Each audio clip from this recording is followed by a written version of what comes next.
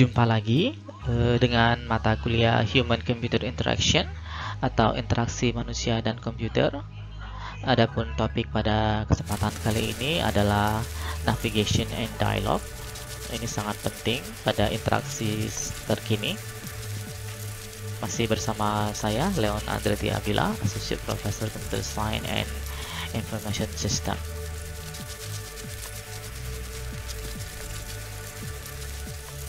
Bismillahirrahmanirrahim. Assalamualaikum warahmatullahi wabarakatuh.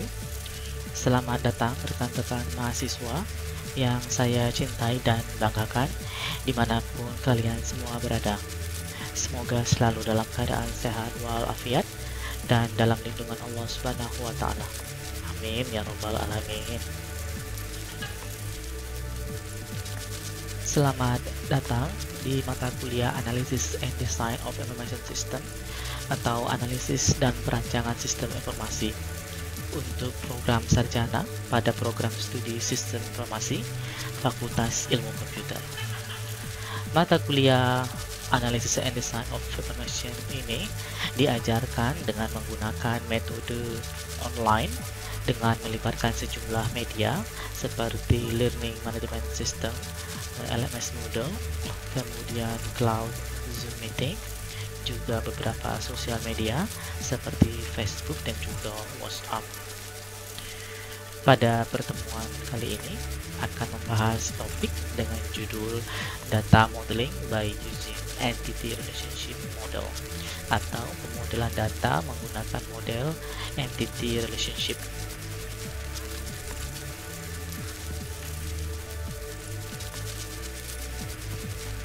Saya adalah pengajar untuk mata kuliah ini. Perkenalkan, nama Leon Andretti Abila. Saat ini posisi saya di Associate Professor pada Computer Science Faculty dan Information System Department. Saya juga terlibat pada sejumlah editor dan reviewer untuk berbagai jurnal maupun conference.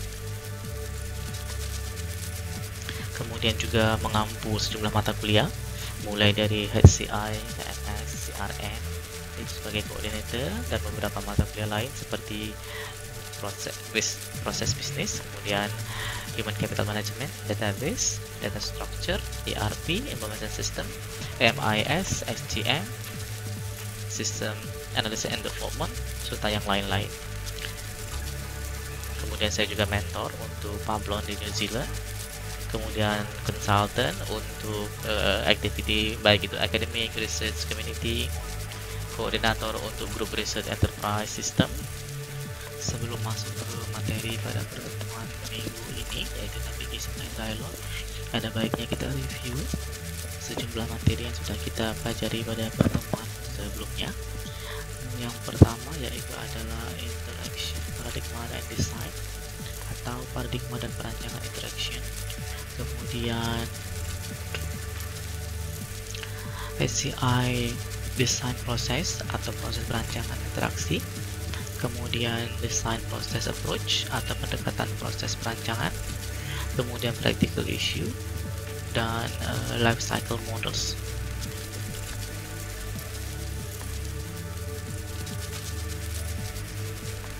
Sekarang baru masuk ke Interaction Paradigma atau paradigma interaksi ya. Nah, ilustrasinya tren sekarang kita sudah dominan dengan touch screen ya. Jadi tactical and psych. New computing technology arrive. Jadi teknologi komputer baru sudah datang saat ini ya. Creating a new perception of the human-computer relationship, menciptakan suatu persepsi baru ya dari hubungan manusia dan komputer. Nah, jadi paradigma itu menciptakan apa? Persepsi, gitu ya. We can trace some of this shift in the history of interactive technology. Nah, slide selanjutnya itu akan mentrace sejumlah shift atau pergeseran ya dalam sejarah dari teknologi interaktivitas. Mulai dari awal, initial ya. Oke, sekarang kita masuk ke interaction design ya. Jadi interaction design is the practice that look to create meaningful and engaging interface by understanding how users interact with technology. Jadi Knight pada tahun 2019 menjelaskan bahwa perancangan interaksi itu adalah suatu praktis yang memandang untuk menciptakan ya bagaimana interface yang bermakna dan menarik dengan memahami bagaimana para pengguna itu berinteraksi dengan teknologi. Nah, tujuannya adalah engaging ya, jadi orang mau menggunakan interface dari suatu aplikasi atau sistem. Lebih lanjut ya, Sharp, Rogers, and Priest juga tahun 2019 menekankan bahwa interaction design is generally used as the overarching term to describe the field, including its methods, theories, and approach. Jadi interaction design itu suatu istilah yang mendeskripsikan suatu bidang ilmu, termasuk di dalamnya ada metode, teori-teori, dan sejumlah pendekatan.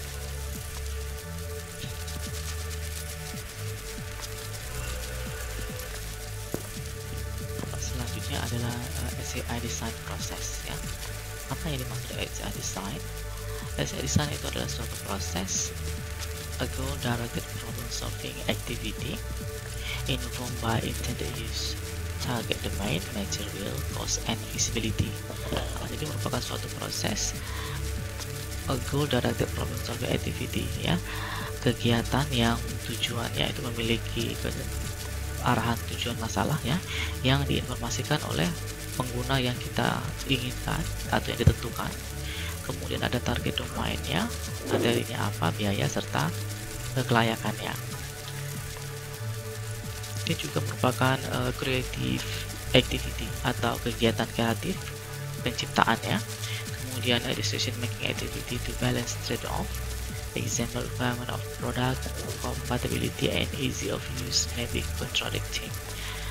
Dia merupakan proses pengambilan kegiatan pengambilan keputusan untuk menyeimbangkan apabila ada kontradiksi, misalnya antara compatibility product requirement dan kemudahan penggunaan. Kadang-kala itu juga bertentangan. Nah, proses desain yang harus memutuskan ya bagaimana menyeimbangkan keduanya. SAI design juga proses generating alternative and choosing between them is key. Jadi menghasilkan sejumlah alternatif serta memilih yang terbaik dari beragam alternatif yang tersedia.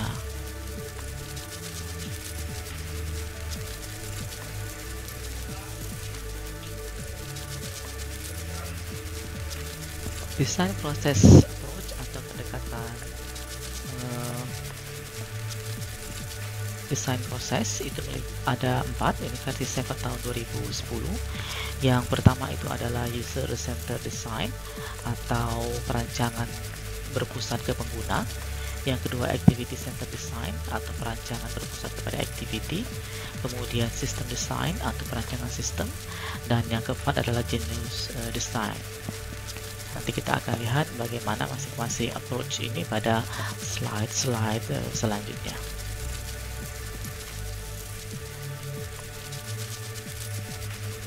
Selanjutnya kita masuk ke practical issue ya.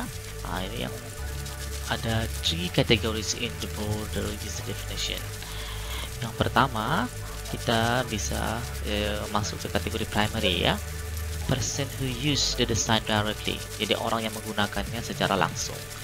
Yang kedua adalah secondary, person who either supplies input or receives output from the design, jadi orang yang memasukkan input atau yang menerima outputnya. Yang ketiga adalah masuk kelompok tertiary, those affected by the introduction of the system or who will influence its purchase, jadi pihak-pihak yang terdampak ya, dengan adanya sistem atau yang akan menginfluence-nya.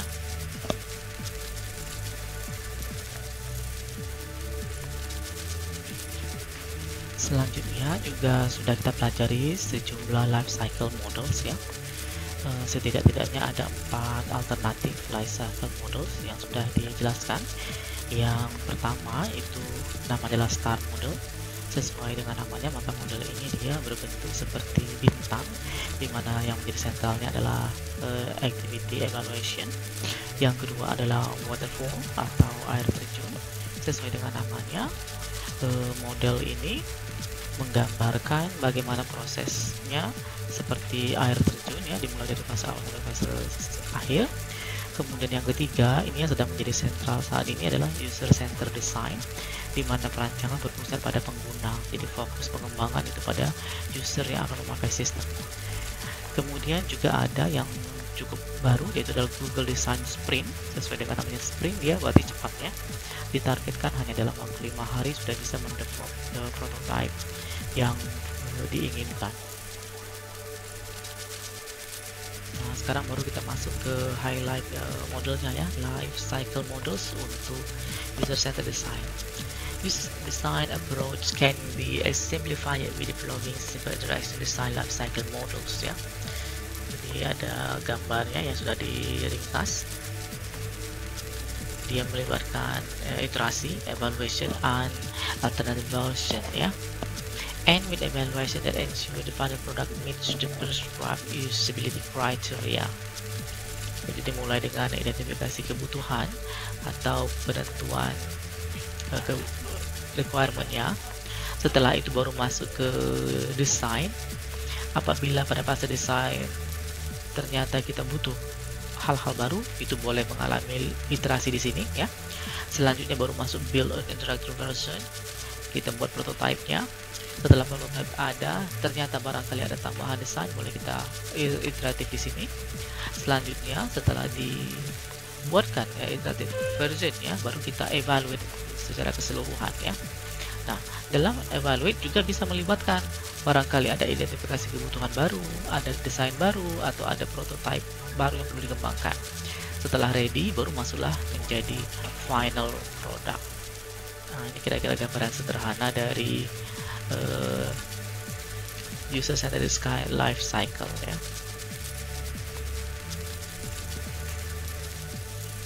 Tujuan pada pertemuan kali ini, kita akan mengetahui bagaimana perkembangan paradigma dimulai dari initial paradigma atau paradigma awal ya, kemudian paradigma time sharing, dilanjutkan dengan paradigma networking, ini jaringan, kemudian graphical display, ini sudah mulai lebih ke human familiarity ya, dilanjutkan dengan microprocessor, di mana produksi personal computing itu lebih lanjut ke paradigma berbasiskan internet.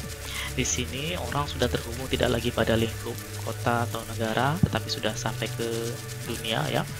Kemudian yang terkini adalah ubiquitous computing atau Ubicom. Pada fase ini komputer sudah memiliki bentuk yang beragam dan dibenamkan pada real world ya, sehingga bisa ditemukan di mana-mana dan sangat membantu semua aktivitas manusia. Adapun agenda untuk pertemuan kali ini dibagi menjadi 5 subbagian sebagai berikut ya. Yang pertama adalah navigation introduction atau pengenalan navigasi. Kemudian dilanjutkan dengan navigation design and mechanism atau perancangan dan mekanisme navigasi. Dilanjutkan dengan navigation category atau kategori navigasi. Kemudian dialog serta dialog design.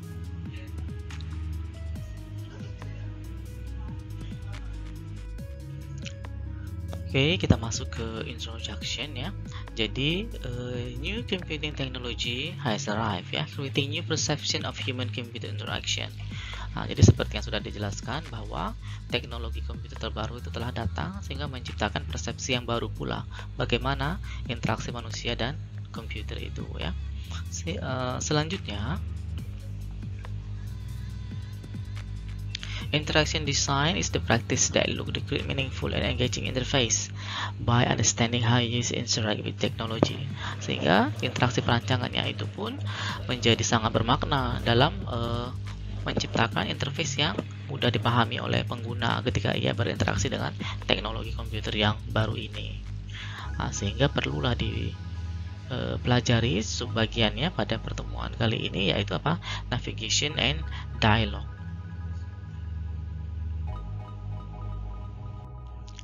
Sekarang kita cek dulu ya, apa sih yang dimaksud dengan navigation.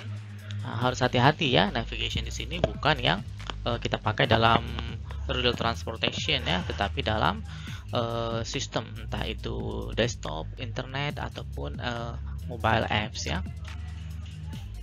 Nah, mungkin kalau pada awalnya orang mendengar istilah navigation, dia tentu akan ingat salah satunya misalnya dengan apa? Kompas, penunjuk arah ya. Nah, karena pada transport memang dikenal ya, to direct the way that a ship, aircraft, etc. will travel, or to find a direction across a long or over an area of water or land, often by using a map. Nah, jadi pada transportasi dia akan apa? Mengarahkan ya suatu kapal, pesawat terbang ya, kemana dia akan berjalan atau menemukan arah ya, bisa melewati area air atau land ya, biasanya menggunakan sebuah map. Nah, tetapi dalam internet atau telkom, navigation itu to move around a website or computer screen or between websites or screens ya. Jadi untuk berpindah ya dari suatu website atau layar komputer, atau antar website atau antar layar. Sedangkan dalam computing ya, navigation itu adalah the action of moving around a website, the internet. Nah, kira-kira seperti itu ya.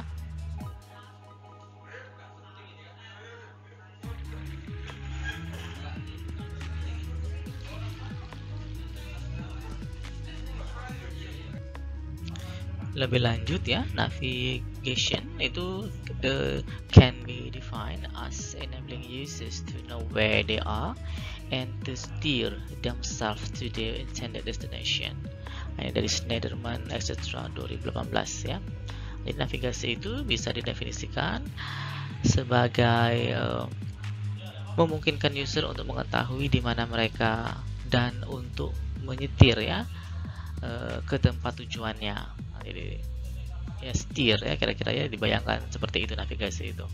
Nah, tujuannya tergantung ya ke titik not simple yang mana, apakah di website atau di sistem desktop ataupun mobile apps, lokasi yang akan dia tuju.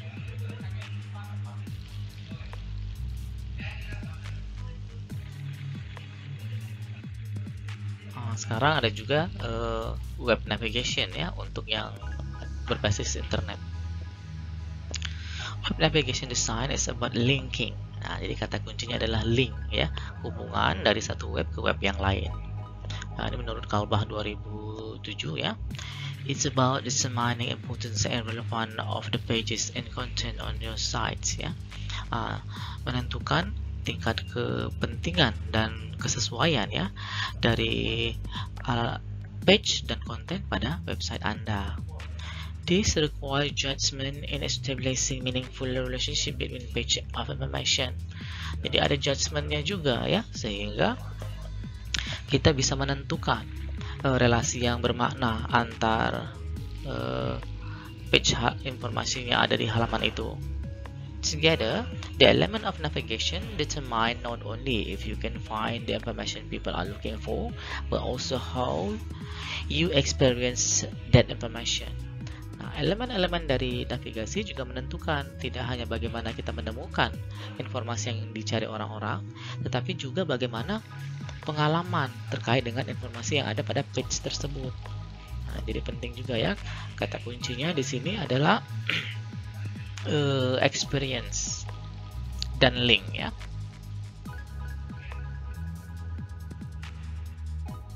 Kenapa navigasi itu penting ya? Nah, ini ada penelitian dari Gary Mikrofon-nya, dia mendiskusikan how his team did some extensive task testing with technical audience. Jadi dia melakukan task testing ya dengan sejumlah audiens technical. 70% start the task by clicking on a link, 20% use search. Jadi 70% menggunakan klik link pada satu link ya, 30% lainnya menggunakan search.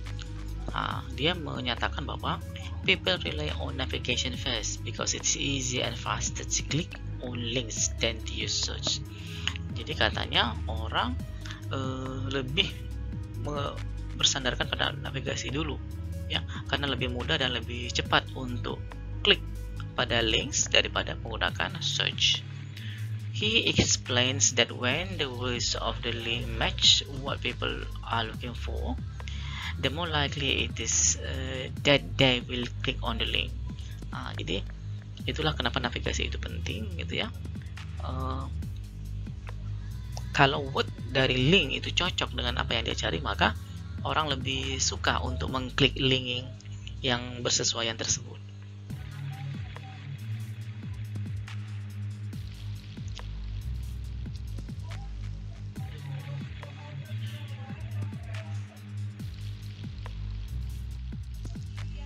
Navigation memiliki beberapa benefit menurut Tidwell, Brewer, dan Valencia tahun 2020. Navigation help users know the following aspect ya. The information and tools that are available in the term of subject and scope. Jadi navigasi itu merupakan informasi dan tool yang tersedia dalam hal subjek dan scope ya. Kemudian how the content and functionality are structured. Bagaimana konten dan fungsi-fungsi yang ada pada sistem itu distrukturkan ya. Kemudian where I'm now, di mana posisi saya sekarang. Kemudian where I can go, dari posisi saya sekarang saya bisa kemana dari sistem itu ya. Dan juga where I came from and how to go back or how to back up. Jadi di mana kita datangnya ya, berarti previousnya ya, dan bagaimana kalau mau kembali ke poin posisi awal kita tadi. Ini sejumlah navigation benefit dari Tidwell, Brewer, dan Valencia.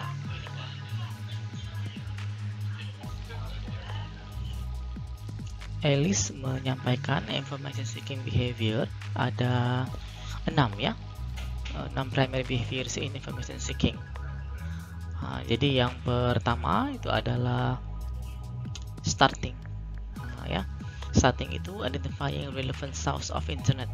Jadi mulai mengidentifikasi sumber internet yang relevan dengan yang akan dicari. Kedua adalah chaining, following and connecting new leads found in initial source. Dia mulai mengikuti ya dan menghubungkan temuannya itu ke sumber awalnya.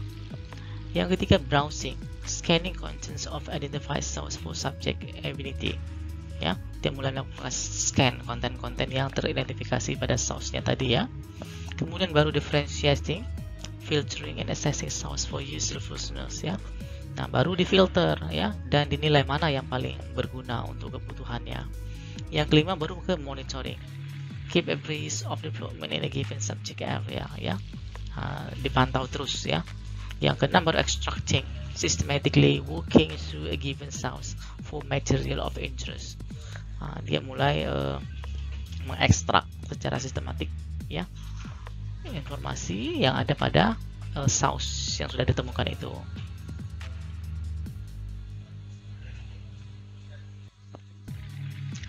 Navigation rule, ada sejumlah rules ya untuk designing good navigation.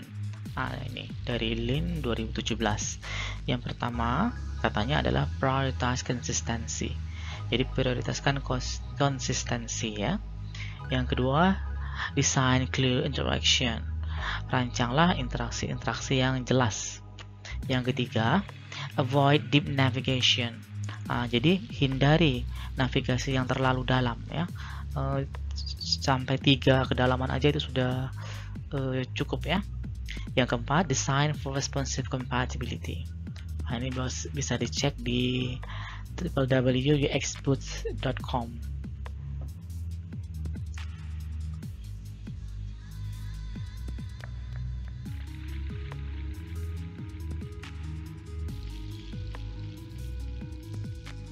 Nah, untuk navigation design, Aspinall pada 2017 itu mengeluarkan golden rule ya, golden rules ya.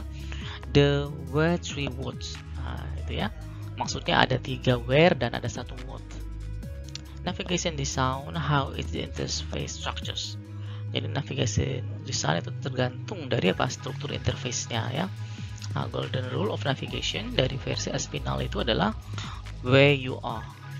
Ya, kemudian where you are going or what will happen. Yang ketiga, where you've been or what has been done. Yang ketiga, what you can do now, ya.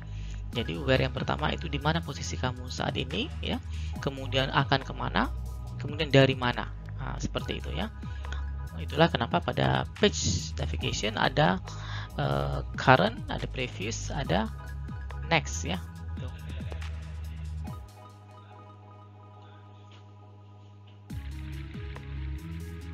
Navigation design juga itu memiliki different levels of structures, ya, tergantung dari domainnya. Nah, misalnya untuk apps dia bisa berupa widget, screens, application, environment, ya. Sedangkan untuk yang web dia ada HTML, page layout, site, browser, and www. Sedangkan untuk device dia berupa control, physical layouts, modes, bahkan juga melibatkan apa, real world. Jadi tergantung level dari domainnya, ya, apakah apps, web, device.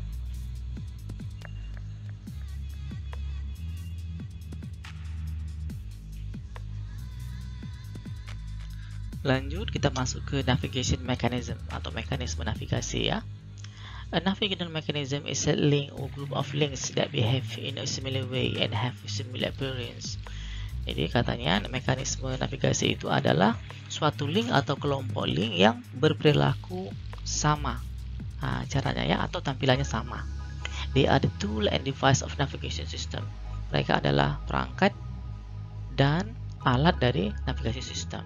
Nanti akan kita lihat, ya, ada beberapa mekanismenya.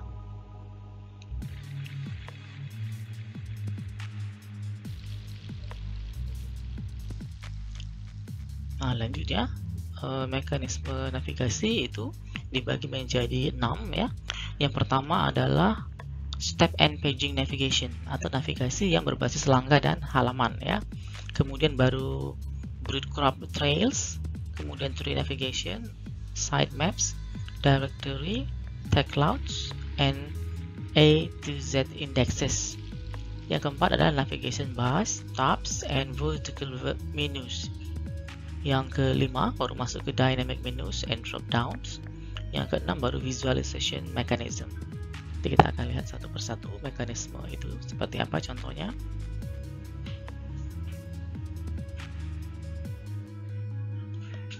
Mekanisme yang pertama yaitu adalah steps and paging navigation, ya, atau langkah dan halaman, ya, navigasi berbasis langkah dan halaman.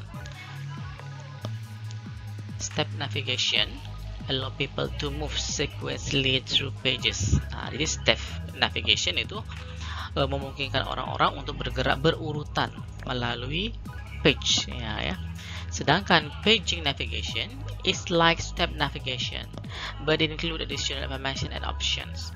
It is often found on search result page that show detail about the pages in the result set. Nah, jadi paging navigation juga mirip sekali dengan step navigation, tetapi dia ada tambahan information dan option. Nah, biasanya ini ditemukan pada hasil pencarian, ya, laman hasil pencarian, sehingga bisa menampilkan detail tentang page ada pada result cell-nya.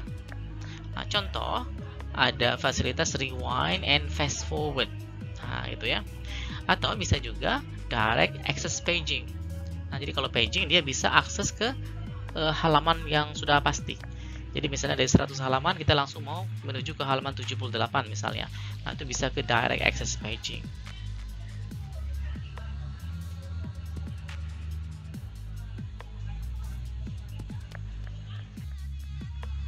Nah, ini kita lihat ada contohnya, ya.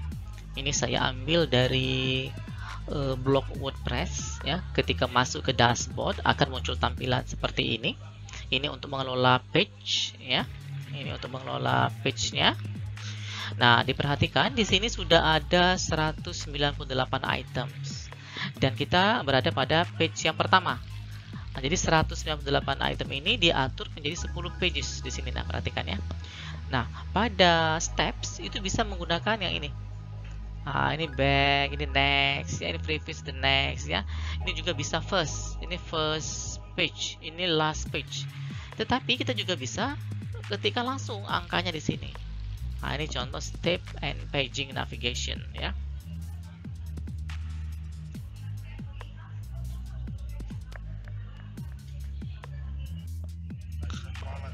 Untuk mekanisme kedua, namanya adalah breadcrumb trails ya. Kalau kita terjemahkan itu seperti remahan roti. Nah, kira-kira seperti itu ya. The breadcrumb trail shows a person path through a site. Nah, jadi mekanisme ini menunjukkan path seseorang dalam suatu website ya. Dia terdiri atas sejumlah elemen atau nodes ya yang dikaitkan bersama-sama. Nah, nodes link to previously visited page or parent topic ya. Nodes-nya dihubungkan ke halaman yang dikunjungi sebelumnya atau parent topic, topik induk ya. And are separated with a symbol, dan dipisahkan dengan simbol, usually a greater than sign symbol, yaitu tanda lebih dari, colon symbol, titik dua, or pipe. Nah, ini yang pipa, gambarnya garis lurus ya, garis lurus tegak.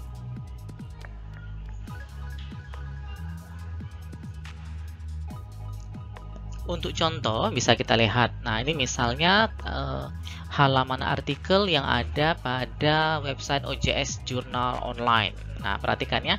Di bagian atas nih, perhatikan. Ada induknya home ya, kemudian ada tanda dari. Nah, ini menunjukkan volume 9 nomor 2 tahun 2019. Kemudian ada tanda greater than lagi, baru Abdillah. Nah, inilah contoh dari breadcrumb trail tadi ya.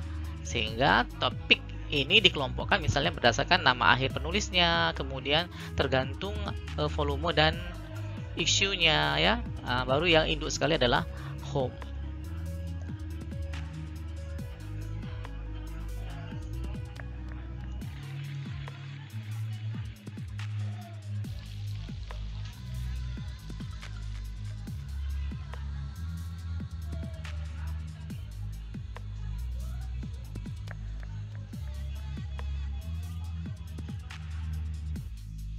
Mekanisme yang ketiga yaitu kelompok tree navigation, sitemaps, directory, tag clouds, and A to Z indexes. Nah, untuk tree navigation itu berbasis struktur hierarki, sedangkan sitemap itu site structure atau struktur site, directory berbasis topik, tag cloud itu berbasis alfabetik dan pembobotan sesuai frekuensi yang muncul, dan A to Z is berbasis index.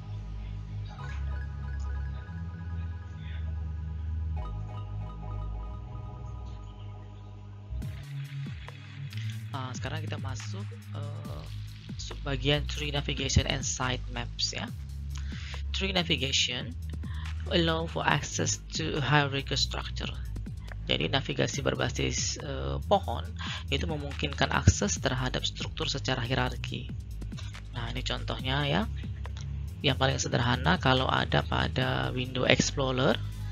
Nah, kita perhatikan ya. Ada D, kemudian ada subdirectory. Di dalam subdirectory ada lagi subdirectory. Kalau suatu subdirectory masih ada isinya, dia pakai tanda lebih dari ya. Nah, tapi kalau ada yang di atas begini, nah, dia ada tanda segitiga seperti ini ya.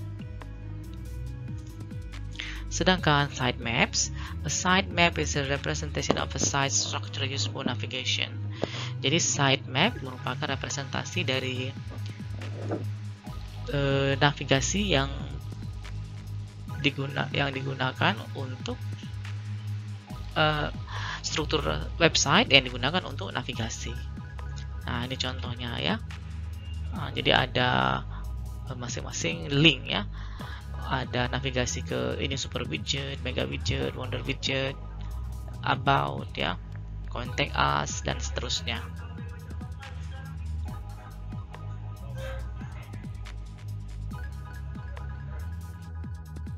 Selanjutnya adalah directories ya. Nah, seperti ini kira-kira direktorinya. Directory usually provide access to pages via topic. Nah, jadi dia berdasarkan topik ya. Yahoo merupakan the first commercial topical directory on the web, popularized the notion of web portals.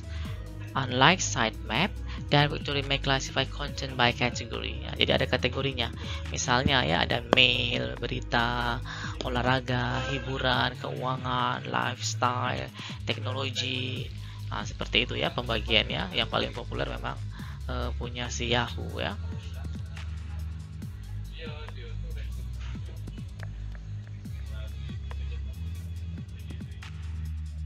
Selanjutnya adalah Tech Clouds ya. Tech Clouds, a recent addition to navigation mechanism is the Tech Cloud, which lists links alphabetically and weighted by frequency. The more frequency occurring a topic, the larger it appears. Seperti ini contohnya ya. Jadi dia merupakan mekanisme navigasi yang cukup baru ya, namanya Tech Cloud. Dia mendaftar ya link-link, daftar link itu secara alfabet dan dibobotkan berdasarkan frekuensi. Jadi semakin sering kata itu muncul, maka semakin besar tampilannya. Nah, kita lihat ya, ini ada data information system ya, ini yang paling besar di sistem ini. This gives an snapshot into the relative significance of a topic. The larger the link, the more important it is. Nah, jadi semakin besar linknya, artinya apa? Tanda snapshot bahwa topik itu signifikan. Yang terakhir adalah navigation yang berbasiskan indeks alpha to Z ya. Alpha to Z index is an index is alphabetic guide to topics and concept found to other websites. Jadi dia merupakan bimbingan secara alfabetik ke topik, istilah-istilah dan konsep yang ditemukan dalam suatu website. Nah, perhatikan ya, ada A, B, C, D, E, dan seterusnya. Jadi topik-topik itu diurutkan berdasarkan abjadnya. Index generally supplement access to content and are a main point of entry. Jadi biasanya dia sebagai apa? Suplemen ya, jadi bukan main entry. Main entry tetap yang seperti directory misalnya ya, atau yang sudah dijelaskan sebelumnya tadi.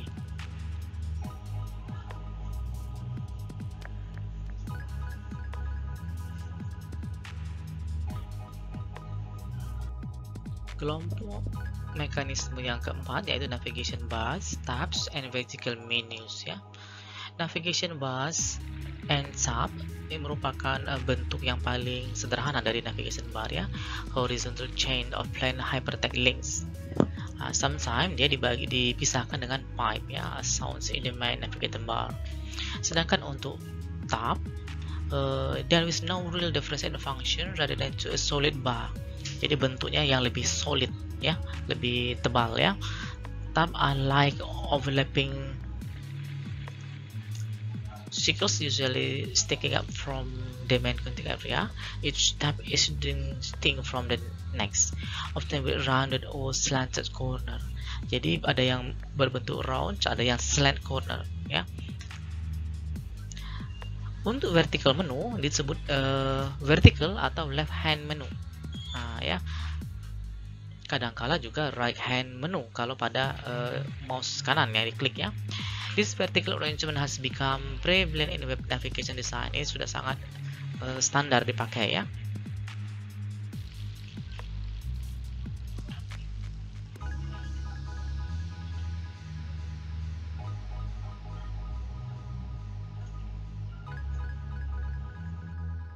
Contoh ya navigation bar, kita lihat ini juga dari blog WordPress. Nah, ya. Nah, navigasinya seperti ini ya, ada barnya ya, seperti main menu itu ya, ada home, about, teaching, publication, public services, professional services, membership, certified students, research interest, awards ya. Nah, kebetulan ini yang diklik adalah tab navigation bar yang publication.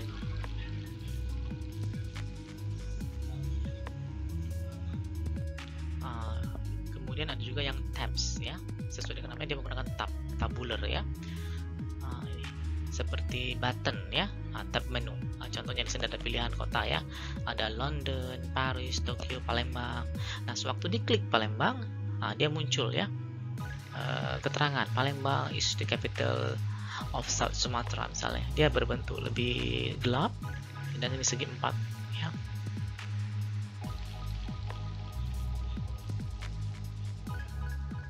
Kemudian vertical menu ya. Kalau vertical, kalau yang tadi dia cenderung yang horizontal ya, dari kiri ke kanan mendatar. Kalau vertical kebalikannya ya, boleh yang left hand atau right hand, dia dari atas ke bawah atau bawah ke atas ya. Nah ini contohnya. Ini kalau kita klik kanan ya, maka muncul menu ya, pop up. Ada home, about, service, contact. Nah ini contohnya ya.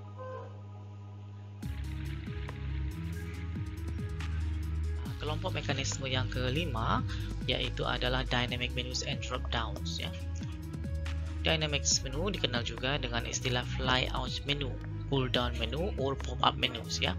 Dynamic menu provide quick access to navigation option. Jadi dia memiliki akses yang cepat ke pilihan-pilihan navigasi ya. They are considered dynamic because visitors must interact with them before they display ya. Jadi kenapa disebut dinamik? Karena pengunjung harus berinteraksi dengan mereka sebelum dia didisplaykan ya. After the visitors select a navigation option with the mouse roll over or click, the start present menu window similar to those found in software application. Jadi setelah pengunjung memilih pilihan navigasi, baik itu dengan mouse roll over atau klik, maka websitenya akan menampilkan ya jendela window yang mirip dengan jendela yang ada pada aplikasi-aplikasi perangkat lunak. Untuk drop down menus ya, simple HTML selection menus with option ya.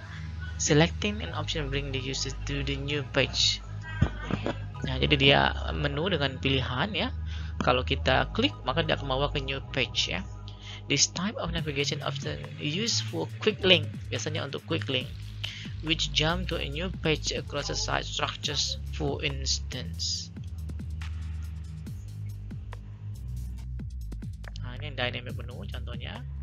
Nah, jadi di mana kita berada, kita klik kanan ya, maka muncul.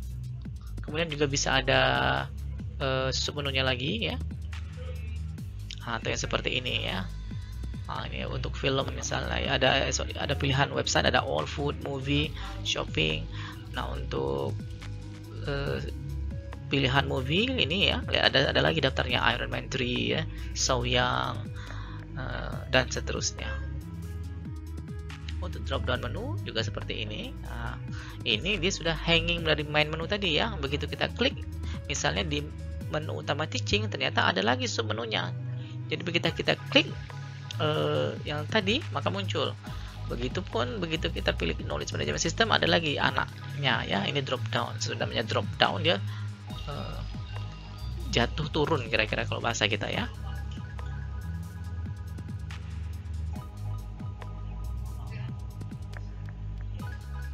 Mekanisme keenam yaitu visualization mechanism.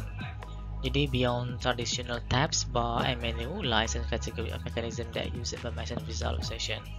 Jadi visualisasi informasinya ya yang ditekankan. Nah, ini sampelnya ya. Navigation sendiri itu dikelompokkan menjadi 6, dimulai dari structural navigation atau navigasi struktur, kemudian associative navigation, kemudian utility navigation, navigational page, content page, sampai ke functional page.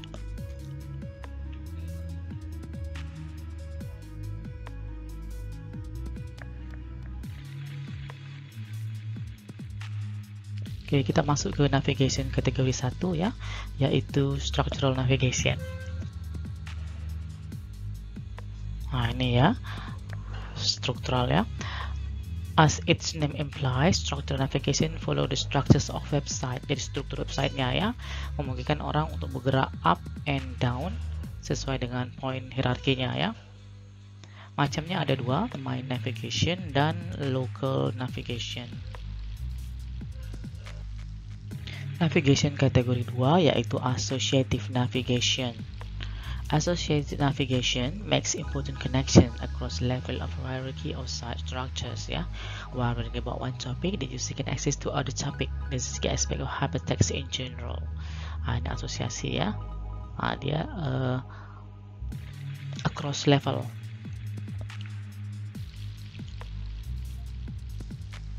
Macamnya ada 3. Yang pertama itu adalah contextual navigation. quick link, and footer navigation.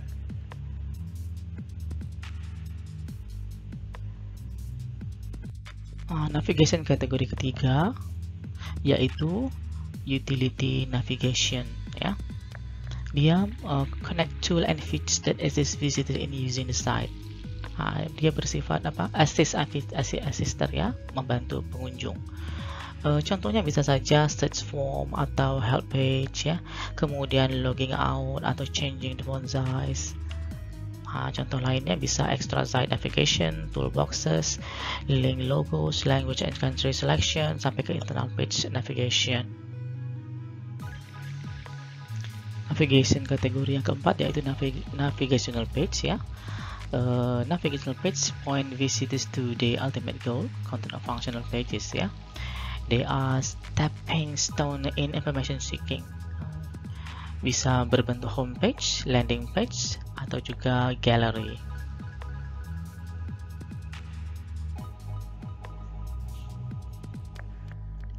Yang kelima itu adalah content page, ya. On information rich websites, content page are ultimately what people are looking for, ya. Bisa text, story, article, personal resume, blog, news, company history, and how to information. Ya. Biasanya dia jadi fundamental currency on the web. Itu kontennya, ya. Navigation yang keenam itu adalah functional page, ya. Functional page allow people to complete the task online, such as conduct a search or send an email. Jadi spesifik, ya. Ini yang search contohnya, atau dia kirim email. Like content page, they are often the destination page that fulfill a user's need. Jadi termasuk ke destination page. Modern computer interface ini versi Jacob, ya. Ada contohnya. Itu termasuk scrolling windows, ya, pop-up messages, animated graphic, user initiated object movement, and navigation. Jadi tren ini masuk ke modern computer interface versi Jacob, ya.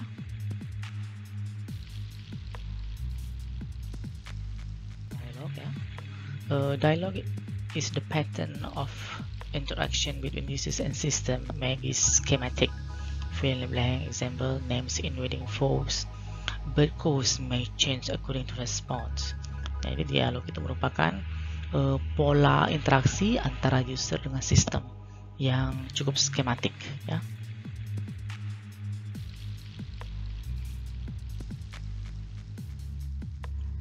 Kelanjutannya, ya.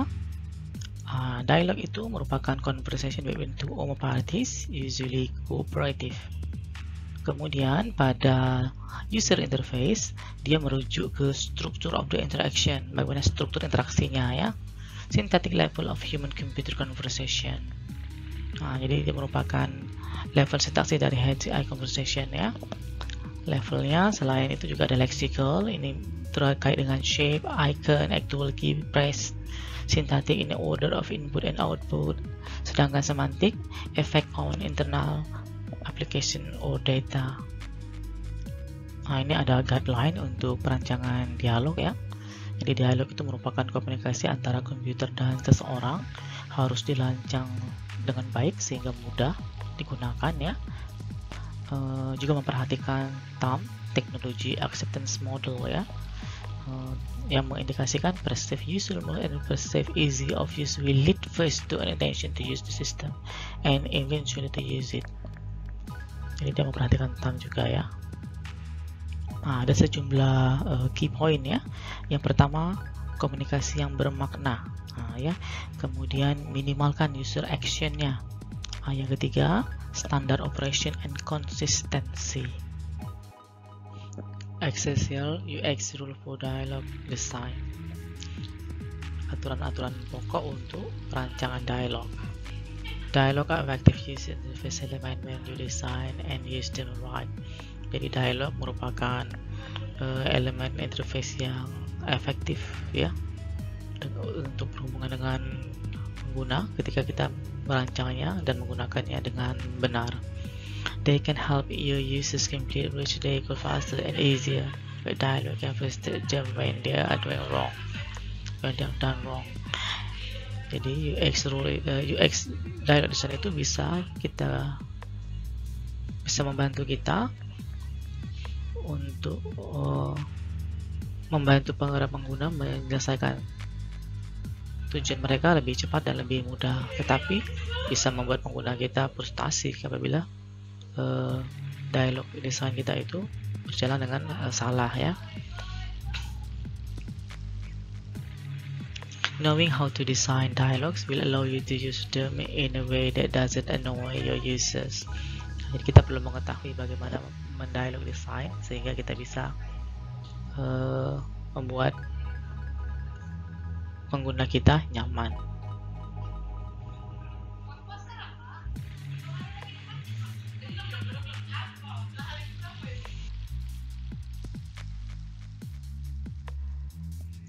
Essential UX rule yang pertama ya, reduce interruption ya.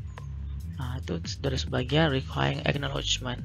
Nah, use the dialogue in situation where you need the user to interact before continuing or when the cost of an error could be very high.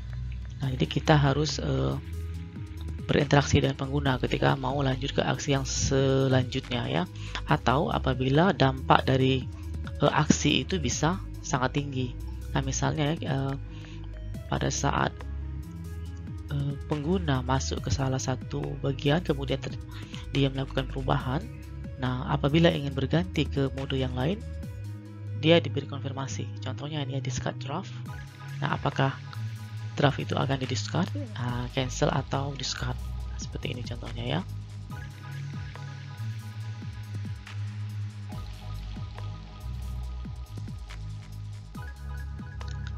Don't suddenly open dialog ya.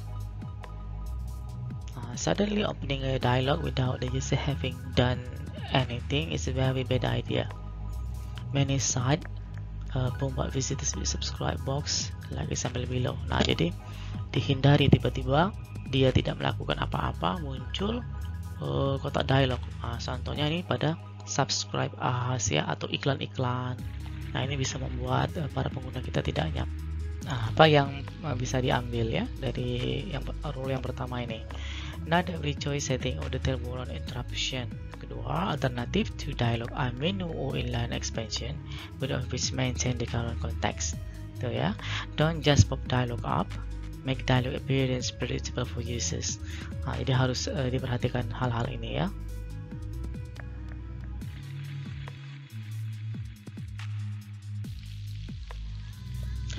Untuk essential UX rule yang kedua, match between dialogue and the real world ya, clear question and option. Avoid presenting users with ambiguous or unclear option. You should use only clear option. Pilihannya harus jelas apa yang maksudnya discard, cancel ya.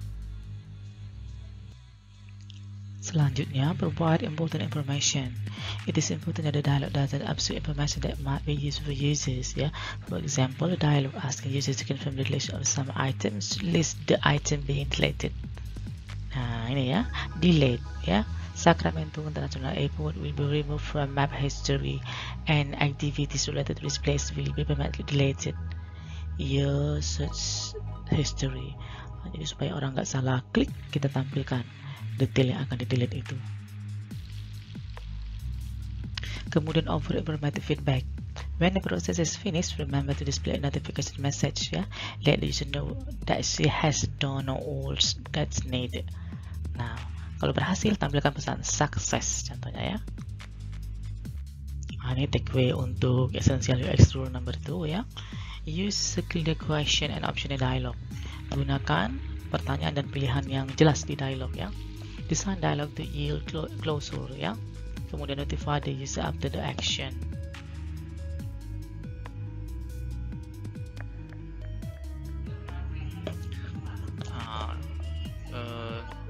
Essential UX rule yang ketiga yaitu strive for minimalism ya. Number of element and option. Dialogue should never appear partially on screen. Ya, you shouldn't use a dialogue which contains scrolling content. Nah, jadi dia harus satu small page ya, jangan ada scrollnya ya, jadi tidak kurang bagus ya.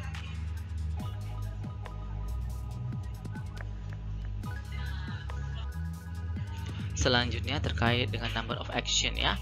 Dialogue should not include more than 2 action. Other actions such as learn more, navigate away from the dialogue, potentially leaving the task unfinished. Nah ya, jadi hindari yang seperti ini ya. Kemudian don't include multiple steps in dialogue ya. Breaking a complex task into multiple steps is a good idea, but it's also generally a sign that something is too complex to ask users to complete with the confines of a dialogue. Jadi satu kali aja. Nah, hindari terlalu banyak step-step pada dialog ya.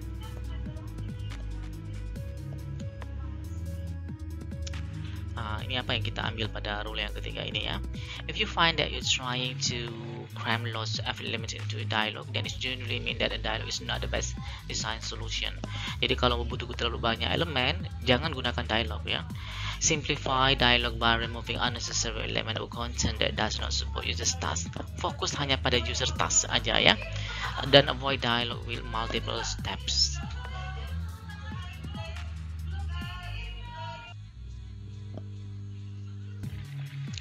Essential UX Rule 4, select proper dialogue types. Ada 2 type ya. First type, attention seeking model dialogue, which force user to interact with them before continuing ya. Kita lihat. Yang second type is non-model dialogue, which allow user to click or tap outside them to dismiss them. You should use model dialogues, the first type, only for very important interaction. Contohnya delete account, agree to term and condition.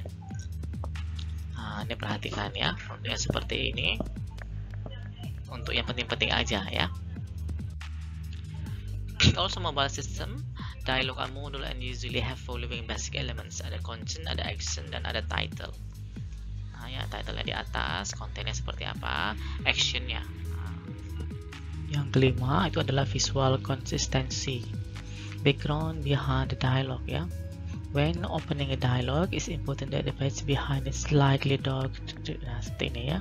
Jadi kalau dialognya dalam keadaan terbuka, sangat bagus kalau page di belakangnya sedikit lebih gelap. Perhatikan ya, sedikit lebih gelap kan. Oke. This does 2 jobs. First is that draw attention to the overlay. Jadi fokus ke bagian ini ya. Secondly, let user know that the page isn't currently active.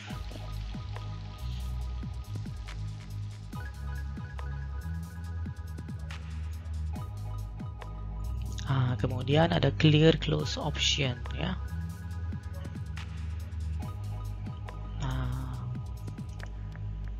There should be close option for dialogue in the top right corner. Rata-rata kita siapkan close optionnya di sini ya.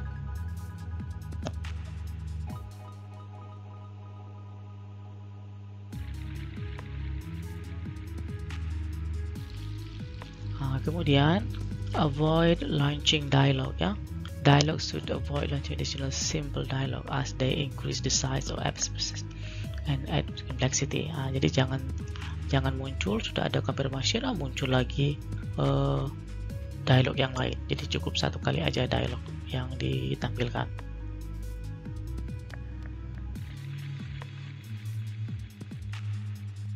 Apa yang bisa diambil dari Essential UX Rule 5 ya?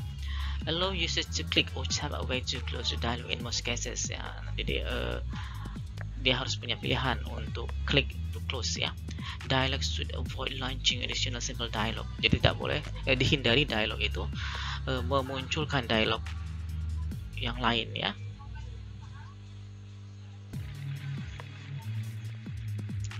Sekarang kita masuk ke conclusion ya, atau simpulan. Navigation and dialogue are very important in user interaction. Navigasi dan dialog sangat penting pada interaksi pengguna ya. Ada golden rules terkait dengan navigation, dikenal dengan where 3 words ya, yaitu where you are, where you are going or what will happen, where you've been or what has been done, what you can do now. Jadi 3 where dan 1 what ini menjadi salah satu rule dalam merancang navigation ya. Lebih lanjut, user experience is about humans, not about technology. It's easy enough to find out what's best for your users and their tasks. Mock up the leading dialogue and test them with a handful of users. Jadi dialog itu terkait dengan apa? Experience. Ya. Jadi walaupun kita menggunakan teknologi, tapi kita sebagai manusia bukanlah makhluk mati, tapi apa? Butuh pengalaman yang menyenangkan, gitu ya. Sehingga dalam menjalankan tugasnya dapat dengan lancar, gitu ya. Maka perlulah mockup dan kita uji ya dengan apa? User-user yang handful, gitu, seperti itu kira-kira.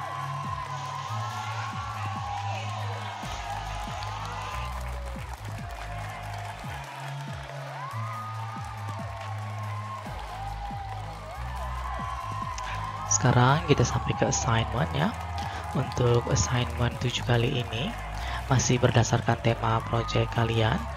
Harap browse at least 3 navigation and dialogue example from book, journal, article, proceeding, dan lain sebagainya. Perhatikan ya, contohnya itu harus dari aplikasi yang bersesuaian dengan tema project kalian. Kemudian kalian tulis reportnya di PowerPoint, disimpan dengan nama HCI 2022 ya, kelas berapa, ini kodenya yang ke-7 ya, boleh ditambahkan nav and dialogue. Selanjutnya simpan di Dropbox. Setelah muncul URL dari Dropbox, barulah di paste URL tersebut ke submitted assignment-nya ya, apakah itu di e-learning atau di social media kelompok, social media kelas masing-masing.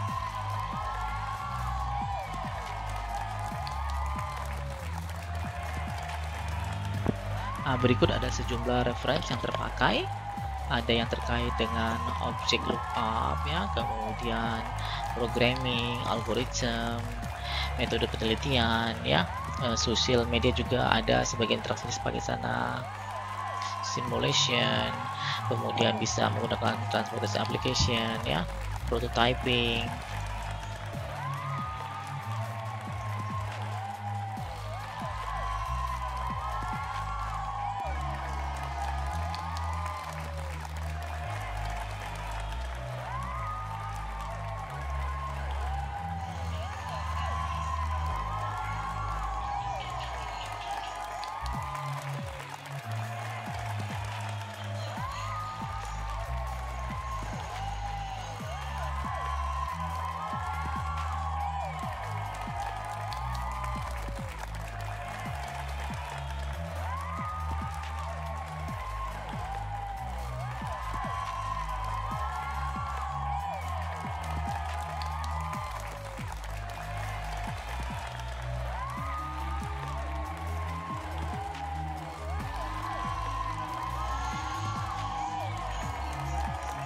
Oke, sampai di sini pertemuan kali ini. Salam sehat, salam sejahtera selalu.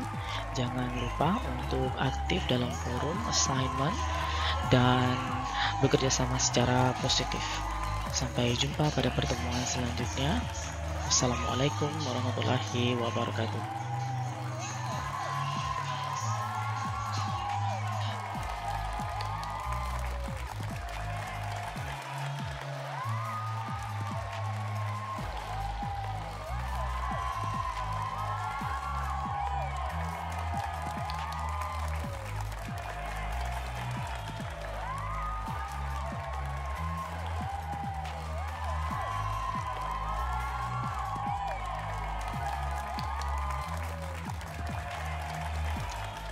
Alhamdulillahirrabbilalamin. Segala puji bagi Allah Tuhan semesta alam.